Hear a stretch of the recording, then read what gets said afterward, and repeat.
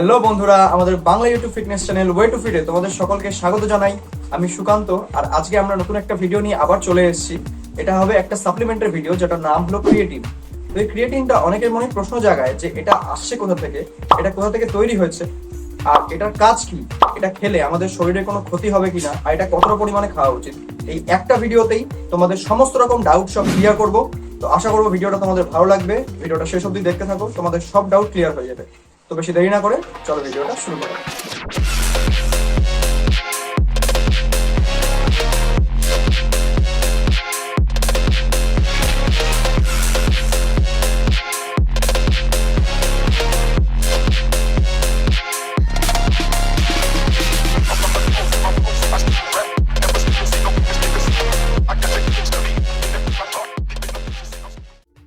ওকে, তো সবার প্রথমে প্রশ্ন আসে, হোয়াট ইজ ক্রিয়েটিন? ক্রিয়েটিনটা কি? দেখো, ক্রিয়েটিনটা অন্য কোনো গ্রহ থেকে আসা জিনিস না, এটা আমাদের শরীরেই তৈরি হয়। যখন আমরা কোনো রকম ভেজ বা নন ভেজ খাবার খাই, তখন ক্রিয়েটিন আমরা সেখান থেকে পেয়ে যাই। ভেজ খাবারে খুব অল্প পরিমাণে থাকে, আর নন ভেজ খাবারে একটু বেশি পরিমাণে থাকে। এই জন্য যারা ভেজ খাচ্ছে তাদের কাছে কম্পারেটিভলি নন ভেজ মানুষদের থেকে একটু কম পরিমাণে ক্রিয়েটিন পৌঁছায়। সেই জন্য ক্রিয়েটিন সাপ্লিমেন্টেশনের দরকার পড়ে। আর তাছাড়াও আমরা যখন কোনো রকম মাংস বা মাছ খাচ্ছি, সেই সময় আমাদের শরীরে ক্রিয়েটিনটা পৌঁছাচ্ছে, কিন্তু রান্না করার জন্য সেটাতে ক্রিয়েটিনের পরিমাণ কিছু হলেও কমে যাচ্ছে, আর সেই জন্য সাপ্লিমেন্টেশনের প্রয়োজন হয়। সেকেন্ড পয়েন্টে বলবো, এই ক্রিয়েটিনটা আমাদের শরীরে কিভাবে কাজ করে। যখন আমরা কোনো খাবার খাই, তখন সেই খাবারটা সিম্পলেস্ট ফর্মে ভেঙে গ্লুকোজ তৈরি করে, আর সেই গ্লুকোজ থেকে তৈরি হচ্ছে এটিপি, মানে অ্যাডিনোসিন ট্রাইফসফেট। এটা আমরা ছোটবেলায় জীবনবিজ্ঞান বই পড়েছি। এবার আমরা যখনই যে কোনো রকমেরই কাজ করি না কেন, তখন এটিপি একটা ফসফেট বন্ড ভেঙে তৈরি হয় এডিপি, মানে অ্যাডিনোসিন ডাইফসফেট। আর ফার্দার আরেকটা বন্ড ভেঙে তৈরি হয় অ্যাডিনোসিন মনোফসফেট। এবার এই প্রসেসটাকে রিভার্স করার জন্য একটা করে ফসফেট বন্ডের প্রয়োজন হয়, যেটা সাপ্লাই দেয় আমাদের ক্রিয়েটিন মনোহাইড্রেট। আর আরেক দিক থেকে দেখতে গেলে, আমরা যখন খাবার খাচ্ছি তখন খাবারের পুরোপুরি এটিপিটা আমরা প্রডিউস করতে পারি না, আর সেজন্য ক্রিয়েটিন মনোহাইড্রেট আমাদের খুব হেল্প করে। এই জন্য ক্রিয়েটিন মনোহাইড্রেটটা সাপ্লিমেন্ট হিসেবে ভালো কাজ করে আর ভালো রেজাল্ট দেয়, আর সেটা এই জন্যই আমাদের দরকার। তার মানে যখন তুমি ক্রিয়েটিন সাপ্লিমেন্ট ইউজ করছো, তখন কিছু এক্সট্রা এটিপি পাচ্ছ, যেটা তোমাকে অ্যাডিশনাল একটা স্ট্রেংথ দেবে আর এক্সেসিভ ওয়েট তুলতে হেল্প করবে। এবার কথা বলবো ক্রিয়েটিন আর ওয়াটার ইনটেকের ব্যাপারে। যেমন একটু আগেও বললাম, আমাদের সারা শরীরে মাসেলের মধ্যে সব থেকে বেশি ক্রিয়েটিন স্টোর হয়। আর আমরা সবাই জানি যে হিউম্যান বডি 70% ওয়াটার দিয়ে তৈরি। তাই মাসেলকে একটা স্পঞ্জের মতো করে ইমাজিন করো। যখন একটা স্পঞ্জে জল থাকে না, মানে কিছুই থাকে না, পুরো হাওয়া, একদম ফুস, কিন্তু স্পঞ্জের ভিতরে যখন জল দেওয়া হয় তখন সেটা একদম ফুলার হয়ে যায়। মাসেলের ব্যাপারটাও ঠিক সেরকমই।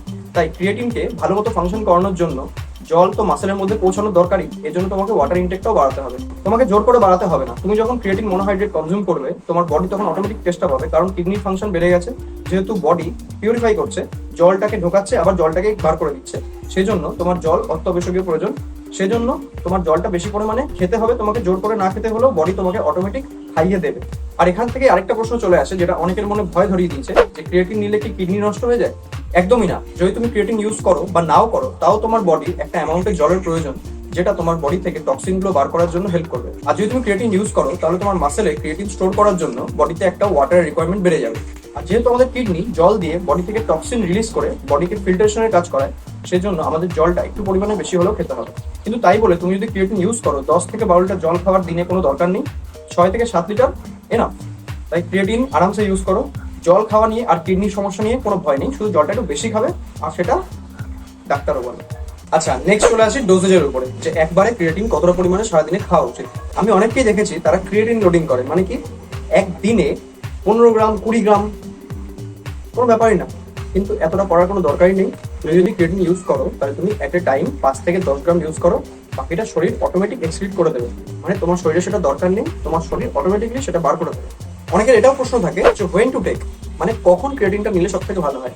ক্রিয়েটিন হচ্ছে এমন একটা সাপ্লিমেন্ট যেটা তুমি সারাদিনের মধ্যে যখন খুশি নিতে পারো, কিন্তু সব থেকে বেস্ট রেজাল্ট পাওয়া যায় before workout and after workout. কিন্তু আমি বলবো ক্রিয়েটিনটাকে তুমি ওয়ার্কআউটের পরে ইউজ করো, কারণ ওয়ার্কআউটের পরে আমাদের বডির ওয়াটার রিকোয়ারমেন্ট এমনিতেও অনেক বেড়ে যায়।